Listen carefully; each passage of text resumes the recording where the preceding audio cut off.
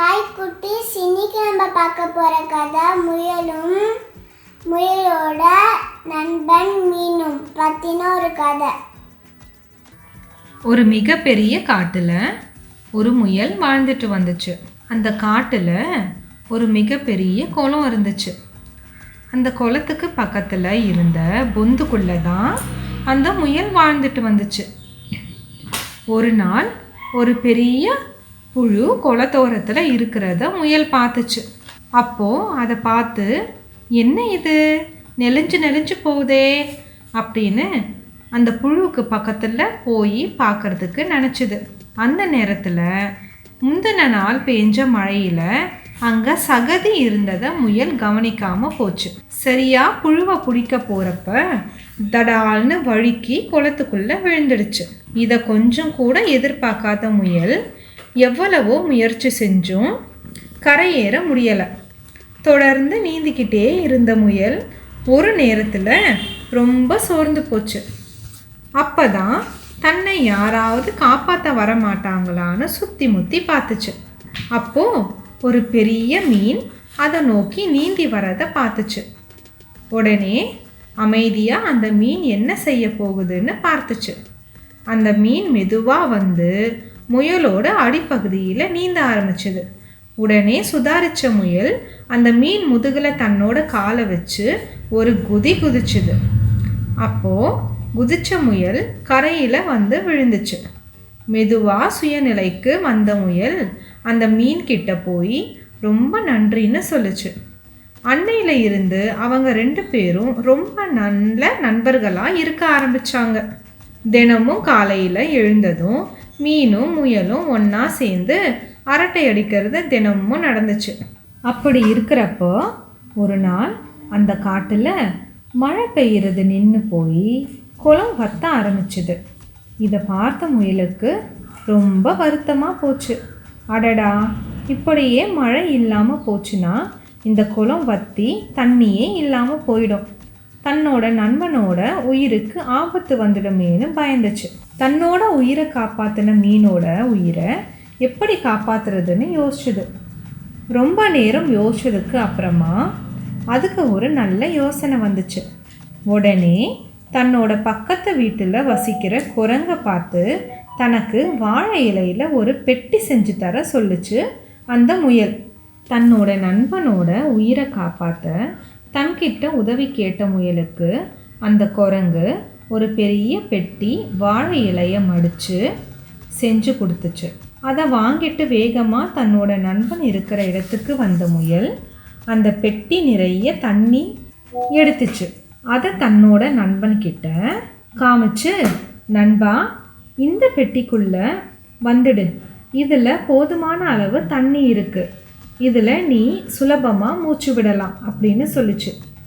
எனக்கு பக்கத்தில் இருக்கிற ஒரு பெரிய குளம் தெரியும், அதுலேயும் நிறைய மீன்கள் இருக்குது, நான் ஒன்று அங்கே கொண்டு போய் விட்டுடுறேன்னு சொல்லிச்சு முயல்.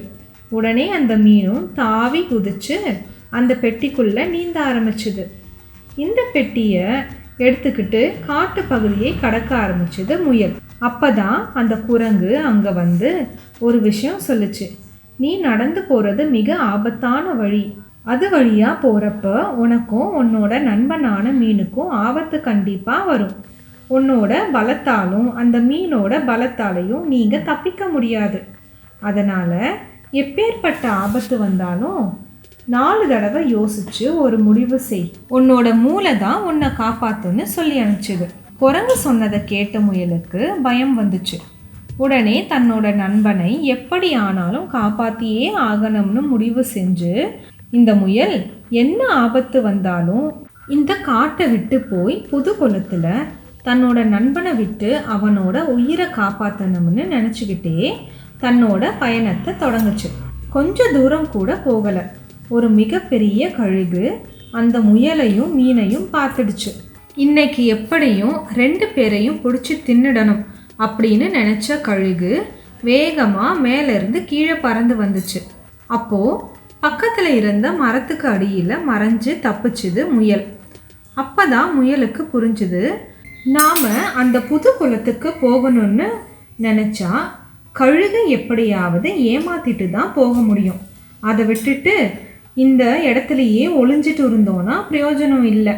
நேரம் ஆக ஆக மீன் வச்சிருந்த பெட்டியில் தண்ணி வேற ஒழுக ஆரம்பிச்சுது. அப்போ தான் அந்த ஆபத்தை எப்படி சமாளிக்கிறதுன்னு யோசிச்சுது முயல். அப்போ முயல் ஒரு விஷயத்தை கவனிச்சுது. சூரிய வெளிச்சம் பட்டு அந்த தண்ணி எதிரொலிக்கிறத பார்த்துச்சு. உடனே அதுக்கு ஒரு புது யோசனை வந்துச்சு. தான் மறைஞ்சு இருந்த மரத்துக்கு அடியில் இருந்து வெளியே வந்த முயல் நல்லா சூரிய வெளிச்சம் படுற மாதிரி அந்த பெட்டியை சாட்சி பிடிச்சுது. முயல் வெளியே வந்ததை பார்த்த உடனே கழுகு வேகமாக கீழே பறந்து வந்து முயலை கொத்த பார்த்துச்சு. அந்த நேரத்தில் சரியாக பெட்டியை சாட்சி பிடிச்ச முயல் கழுகோட கண்ணில் சூரிய வெளிச்சம் கூசுகிற மாதிரி எதிரொலிச்சுது. இதை கொஞ்சம் கூட எதிர்பார்க்காத கழுகு நேராக வந்து தரையில் மோதிடுச்சு. என்ன நடந்ததுன்னு தெரியாமல் தரையில் மோதின கழுகுக்கு தலை சுத்திருச்சு. அதனால் எழுந்து நடக்கக்கூட முடியலை. இந்த சந்தர்ப்பத்துக்கு காத்துக்கிட்டு இருந்த முயல் வேகமாக ஓடி போய் அந்த குளத்துக்கிட்ட வந்துடுச்சு. அப்போ தான் அங்கே இன்னொரு ஆபத்து அதுக்காக காத்துட்டு இருந்துச்சு. அங்கே ஒரு மிகப்பெரிய பாம்பு உட்காந்துட்டு இருந்துச்சு. அதை பார்த்ததும் முயலுக்கு ரொம்ப பயம் வந்துருச்சு. இப்போ இந்த புது பிரச்சனையை எப்படி சமாளிக்கிறதுன்னு பார்த்துச்சு. அப்பவும் அந்த குரங்கு சொன்ன யோசனை தான் முயலுக்கு வந்துச்சு. எப்படி இருந்தாலும் இந்த பாம்பை சண்டை போட்டு ஜெயிக்க முடியாது.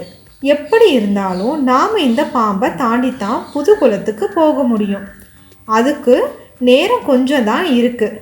ஏற்கனவே தண்ணி சொட்டு சொட்டாக வடிஞ்சிட்டு உள்ள இருந்த மீன் மூச்சு விடக்கூட முடியாமல் நீந்திக்கிட்டு இருந்துச்சு.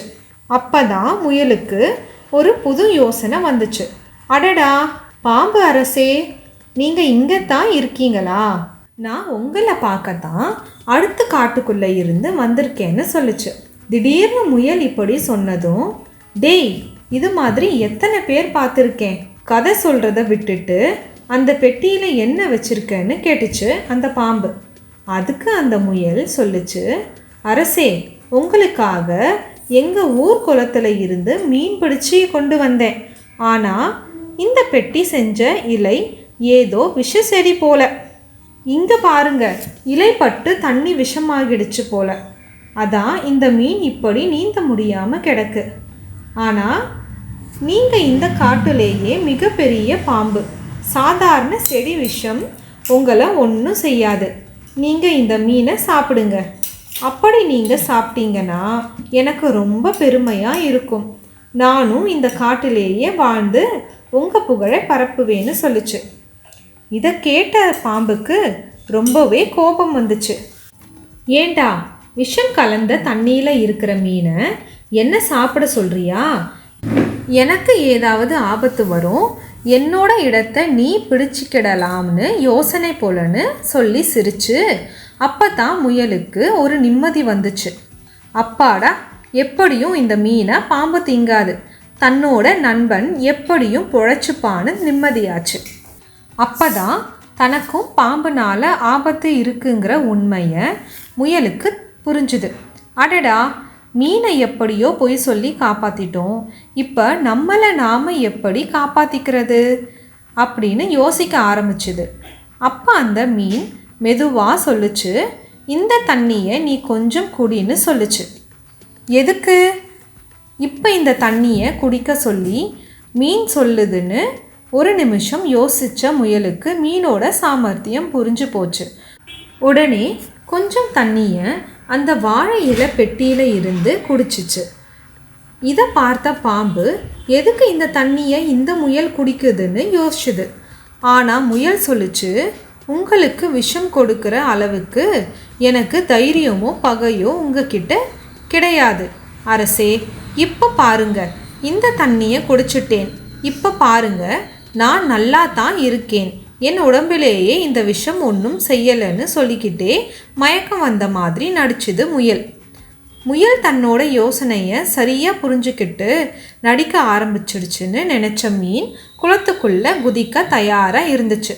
மயக்கம் வந்த மாதிரி நடித்த முயல் மெதுவாக தள்ளாடிக்கிட்டே போய் அந்த பெட்டியோட குளத்துக்குள்ளே போயிடுச்சு. நண்பனோட உதவினால் பொழைச்ச மீன் அதுக்கு அப்புறமா அது முயலோட ரொம்ப நட்போடு இருந்துச்சு.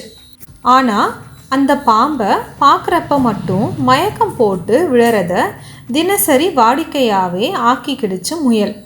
இதை பார்த்த பாம்பும் இவன் வேற எப்போ பார்த்தாலும் முன்னாடி வந்து விழுகிறான்னு சொல்லி முயலை திங்கணும்னு இருந்த ஆசையவே விட்டுடுச்சு. இந்த கதை உங்களுக்கு பிடிச்சிருக்கோன்னு நான் நம்புகிறேன். பிடிச்சிருந்துன்னா லைக் பண்ணுங்கள், ஷேர் பண்ணுங்கள், சப்ஸ்கிரைப் பண்ணுங்கள். அப்போ தான் நான் போடுற அடுத்தடுத்த வீடியோ உங்களுக்கு வந்து சேரும்.